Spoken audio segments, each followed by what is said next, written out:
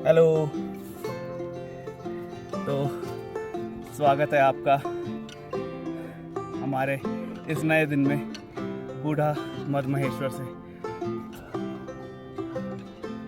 यार पीछे है हमारे चौखंबा, और सच मानिए जो सुबह 5:30 बजे से हमने ये ट्रैकिंग स्टार्ट करी और हम लगभग 6:30 पौने 7 के आसपास यहाँ ऊपर चढ़े। जितनी स्पीड में हम चढ़ सकते थे हम चढ़े, क्योंकि आधे रास्ते में चौखंबा पे तो सनराइज़ हो चुका था, लेकिन यहाँ इस ऊपर जगह पे नहीं हुआ था। लेकिन यहाँ आना वर्थ इट है। सामने जब आप ये चौखंबा देखते हो ना, इसको देख के आपकी सारी थकान निकल जाएगी। इतना खूबसूरत लगता है ये। और आइए आप यहाँ इस जगह को एक्सप्लोर कीजिए। बहुत ही सुंदर जगह है, बहुत ही प्यारी जगह है, और आपकी सारी थकान यहाँ आके ख़त्म हो जाएगी। आप एक बार हमारे कहने से यहाँ ज़रूर आइए। ये एरिया पूरा वैसे भी बहुत सुंदर है, बुग्याल का एरिया है पूरा। काफ़ी लोग यहाँ पर अर्ली इन द मॉर्निंग आते हैं। अभी आपको एक सामने बूढ़ा मद महेश्वर जी का मंदिर है, वहाँ पर भी लेके जाएंगे। तो चलिए एंजॉय करते हैं चौखंबा को।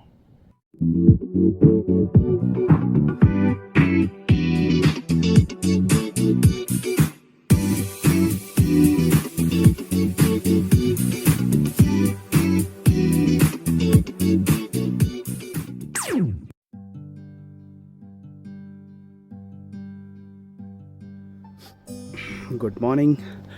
नए दिन की शुरुआत हो गई है और अभी बज रहे हैं सुबह के 5:30 और हम लोगों ने बूढ़ा महेश्वर की ट्रैकिंग स्टार्ट कर ली है। अभी थोड़ा थोड़ा बादल तो लगे हुए हैं, लेकिन कोशिश करते हैं, देखते हैं ऊपर जाके हमें चौखंबा के दर्शन होते हैं कि नहीं होते हैं। एक बार आपको बैकग्राउंड का दिखा देता हूँ। तो अभी हमें ऊपर चढ़ना है। काफ़ी लोग ऊपर चढ़ चुके हैं, हम लोग भी थोड़ा फ्लैश की मदद से चढ़ रहे हैं ऊपर। देखते हैं कितनी देर में पहुंचते हैं ऊपर। अभी चले,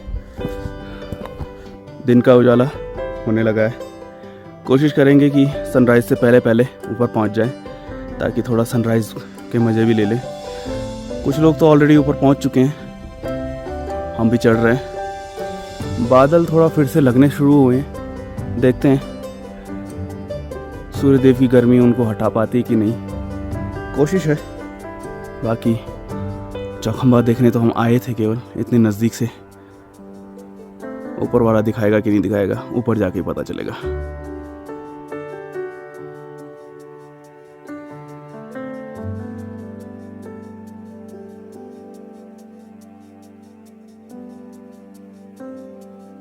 अभी तो हम चढ़ रहे हैं और लगता है कि आधा घंटा और लगेगा ऊपर पहुंचने में, लेकिन शायद हम सनराइज़ मिस कर जाएंगे। कोई नहीं, यहीं से देख पा रहे हैं थोड़ा बहुत।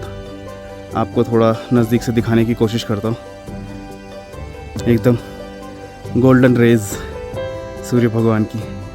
कई लोग तो नीचे हो गए यहाँ से, क्योंकि जब हम चढ़ रहे थे ऊपर तो काफ़ी बादलों ने घेर लिया था। तो लोग ये सोच के वापस हो लिए कि उनको कुछ दिखेगा नहीं ऊपर, और ऊपर जाके फ़ायदा ही क्या है। लेकिन मानना है कि आप सनराइज़ मिले आपको ना मिले, बादल मिले ना मिले, लेकिन आप यहाँ तक आए हैं तो ऊपर ज़रूर आइए। वर्थ इट है यहाँ ऊपर आना।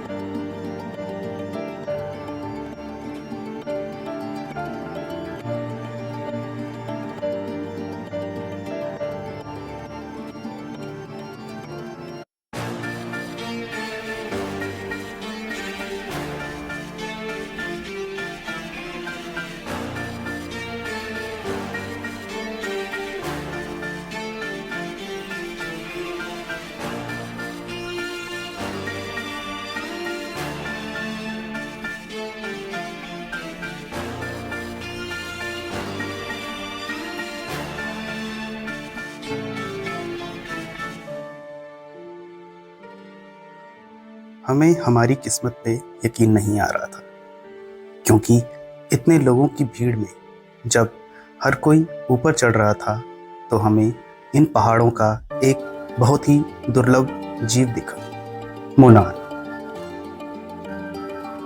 शुक्र है कि ये सिर्फ हम दोनों को ही दिखा। अगर सब के सब इसके पीछे झुंड बनाकर चल पड़ते तो शायद मैं इसे इतने नज़दीक से कभी नहीं देख पाता। ये पहली बार है जब मैं किसी मोनाल को इतने नज़दीक से देख रहा था। ये एक बहुत ही दुर्लभ पक्षी है जो सिर्फ हाई एल्टीट्यूड में ही पाया जाता है और देखने में ये किसी छोटे मोर जैसा ही दिखता है।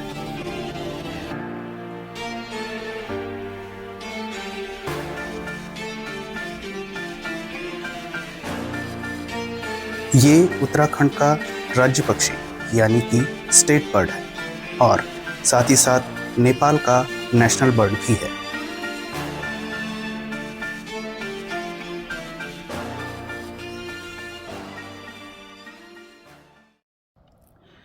यार काफ़ी भाग दौड़ हो गई मोनाल के चक्कर में।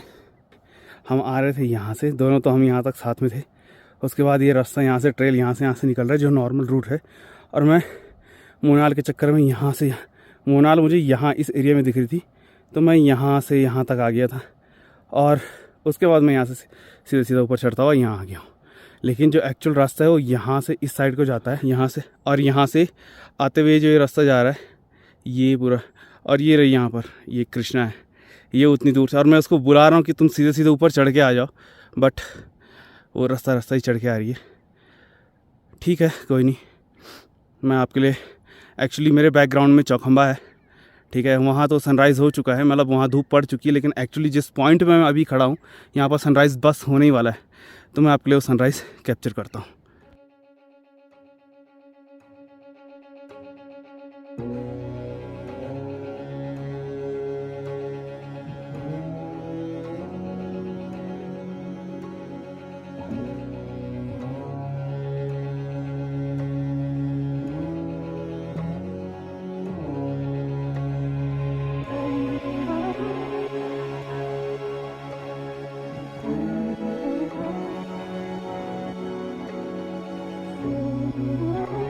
हम इंसान इस दुनिया में मौजूद सभी प्रजातियों में सबसे सर्वश्रेष्ठ। हमने ना जाने कितने ही विशालकाय स्ट्रक्चर्स बनाए हैं और इस दुनिया के हर हिस्से को अपने हिसाब से रहने के लिए ढाल दिया है। लेकिन जब वह प्रकृति के द्वारा बनाए गए इतने विशाल स्ट्रक्चर्स देखता है तब उसे एहसास होता है कि वो इस पूरे ब्रह्मांड में कितना छोटा है। हम भी इतने बड़े पहाड़ों के सामने खुद को बहुत ही छोटा महसूस कर रहे थे, लेकिन साथ ही साथ इस बात की खुशी भी थी कि इतने विशाल और भव्य पहाड़ों के सामने हम अपने पैरों पर खड़े थे।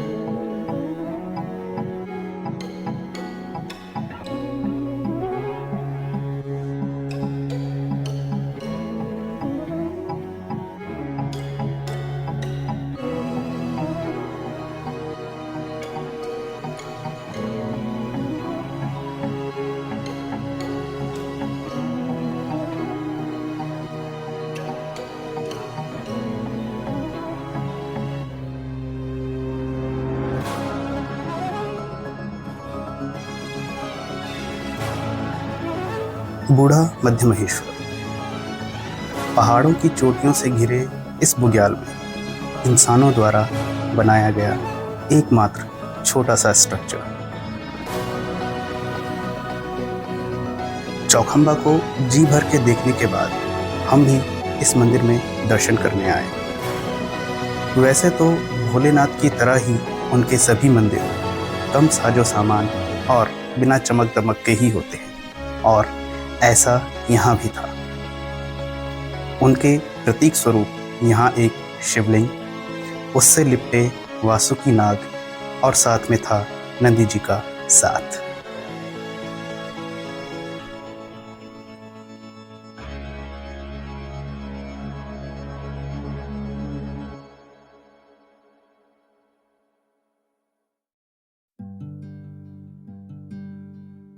इस बुग्याल में कुल मिलाकर 4 से 5 तालाब हैं। वैसे तो 2 तालाब आपको मंदिर के पास में ही मिल जाएंगे और सबसे ज़्यादा पानी मंदिर के दाएं तरफ के तालाब में ही मिलेगा। सुबह की धूप और साफ आसमान इन तालाबों को शीशे सा चमकदार बना देता है और आप इसमें अपनी परछाई साफ साफ देख सकते हैं। ऐसा नज़ारा शायद ही आपने कहीं और देखा या सुना होगा।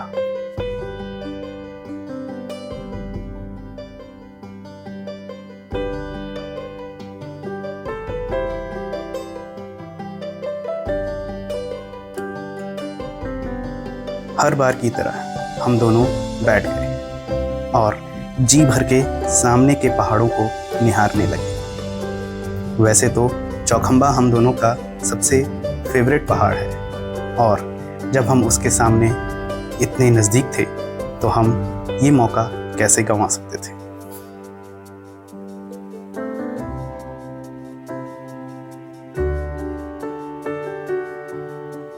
हमारी इच्छा है कि किसी दिन हम दोनों चौखंबा की इन चोटियों के ऊपर चढ़ेंगे।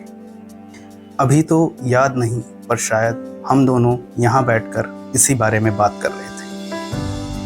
हम तो ये भी डिस्कस कर रहे थे कि हम इसी बुग्याल में एक छोटी सी झोपड़ी बनाकर रह सकते हैं और रोज़ सुबह उठकर चौखंबा को देख सकते हैं।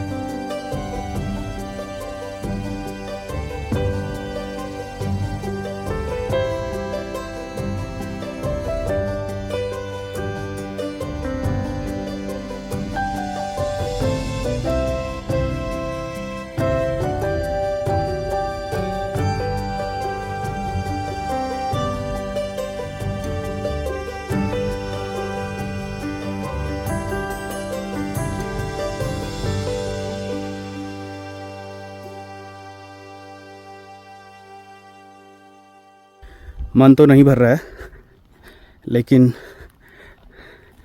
टाइम हो रहा है, हमें वापस भी जाना है और नीचे जाएंगे, थोड़ा ब्रेकफास्ट करेंगे।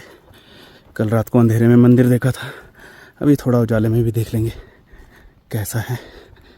तो अब नीचे चलने का टाइम आ गया।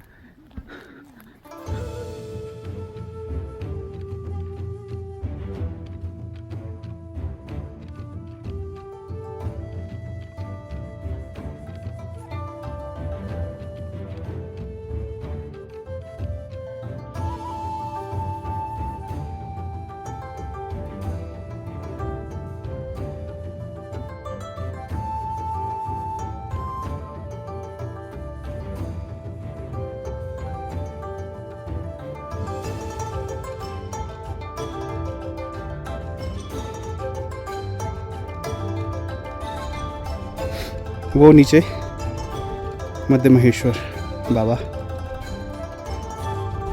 अभी बहुत रास्ता है नीचे उतरने का।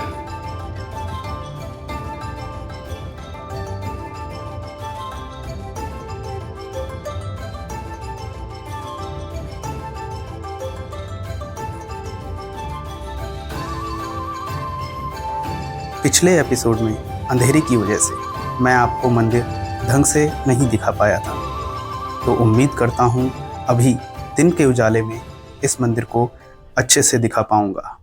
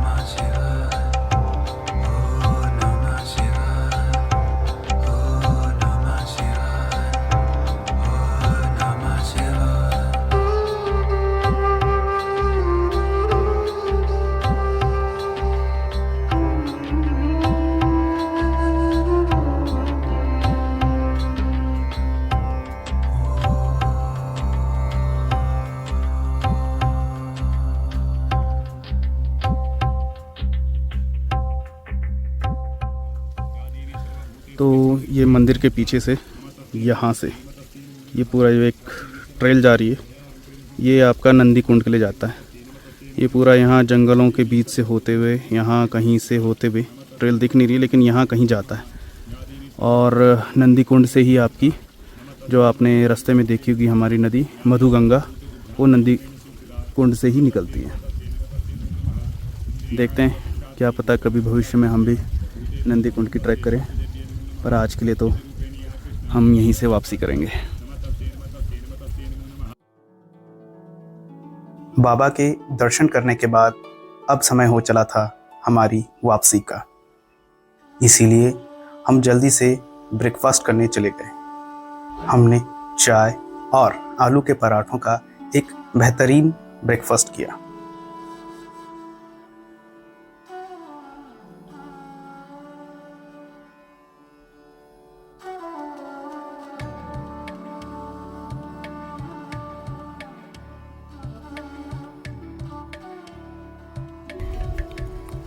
ये हमारी कल रात को रुकने की जगह थी। यहाँ हम रुके थे, सामने बैग रखा हुआ, ये वाला कमरा था हमारा। वैसे यहाँ पर रूम शेयरिंग में मिलते हैं, 300 रुपीज़ पर पर्सन, प्लस आपका खाना अलग से होता है। और एक कमरे में ये 5 लोगों को सुलाते हैं। लेकिन अगर आप पूरा एक प्राइवेट चाहते हैं तो ये 5 लोगों का चार्ज एक साथ कर देते हैं, मतलब 1500 रुपीज़ में आपको एक रूम मिल जाएगा जो आपका प्राइवेट होगा। आपको थोड़ा एक बार रूम दिखा देता हूँ। ये है कमरा, काफ़ी क्लीन था, रजाइयाँ एकदम बढ़िया, गर्म एकदम प्रॉपर। ये इधर वॉशरूम है, आपको अटैच्ड वॉशरूम मिलता है। तो ये हमारा आज का आखिरी सलाम महादेव के नाम। यहाँ से हम चले, अब वापसी है हमारी। देखते हैं, अभी टाइम दिख रहा है 10:15। देखते हैं कितने बजे पहुँचते हैं अपनी गाड़ी के पास। आज तो हमें वापस देहरादून भी पहुँचना है। चलो देखते हैं जल्दी जल्दी, शायद उतरने में थोड़ा उतनी तकलीफ़ ना हो आज। चलो। हाँ, कल रात यही रास्ता हम एकदम अपनी टॉर्च के सहारे चलते हुए आ रहे थे। एकदम अंधेरा था एकदम, और जान में जान तब आई जब हमें मंदिर की घंटियाँ और आरती की आवाज़ सुनाई दी। तब हमें फील हुआ कि चलो हम पहुंच गए हैं, मंदिर अब ज़्यादा दूर नहीं है। लेकिन ये चढ़ाई जो होती है ना, अगर आपकी प्रैक्टिस नहीं है तो आपकी काफ़ी हिम्मत तोड़ देती है। और वो तो अच्छा था कि हम अपने साथ प्रिकॉशनरी तौर पे फ्लैश लाइट लेके आए हुए थे, तो हमें रास्ता चलने में इशू नहीं हुआ। लेकिन कल रात एडवेंचर हो गया था हमारा।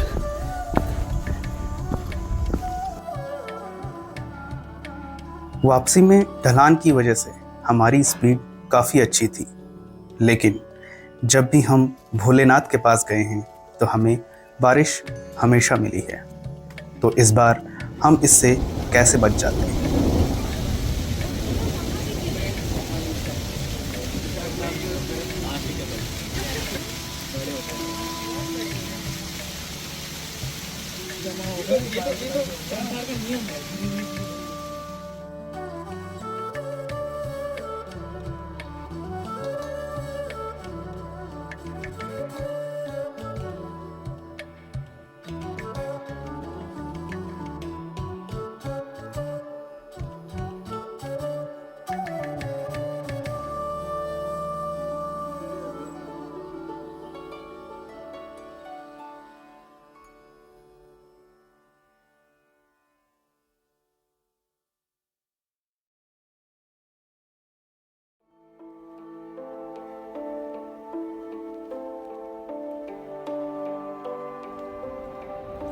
ये स्नोफॉल अभी फ्रेश हुई है, जो अभी बारिश हुई है, या फिर कल जो थोड़ी बारिश हुई थी, शायद यहाँ माहौल बना होगा उसके बाद पूरी रात।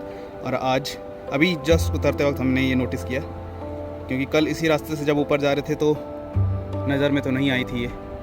तो यस, ये स्नोफॉल अभी फ्रेश है। अभी हम लोगों ने गोंडार जो है वो क्रॉस कर लिया है। काफ़ी स्पीड में निकले हैं ताकि थोड़ा रास्ता कवर हो जाए। थोड़ा सा टाइम हमारा बारिश ने भी खा लिया, लगभग आधा से पौन घंटा हमारा वहाँ रुकने में लग गया, वरना शायद हम थोड़ा आगे होते या फिर शायद अगतौली पहुँच चुके होते। लेकिन चल रहे हैं अभी, थोड़ा सा पैरों की भी बैंड बज रही है, काफ़ी थक गए हैं पैर। ट्रैक इजी नहीं है, चढ़ाई करने में भी हालत ख़राब होती है और उतरने में तो उससे भी ज़्यादा हालत ख़राब होती है। पैर और घुटने दोनों दुख जाते हैं। चलो अभी पहुंचते हैं, आगे का अपडेट देता हूँ। अभी तो आपको सनलाइट दिख रही है, लेकिन जब हम उतर रहे थे इतने ओले गिरे थे ना, और ओलों के निशान ये आप देख सकते हैं कि बीच में जो कहीं गिरे होंगे वो तो पिघल गए, लेकिन इस साइड पे जो हैं ये अभी तक यहाँ पर टिके हुए हैं। तो और जो ओले गिरे थे आप ये समझ लीजिए कम से कम 3-4 घंटे पहले गिरे थे। तो अगर ये अभी तक टिके हुए हैं तो समझ सकते हैं आप कि कितने ओले गिरे थे।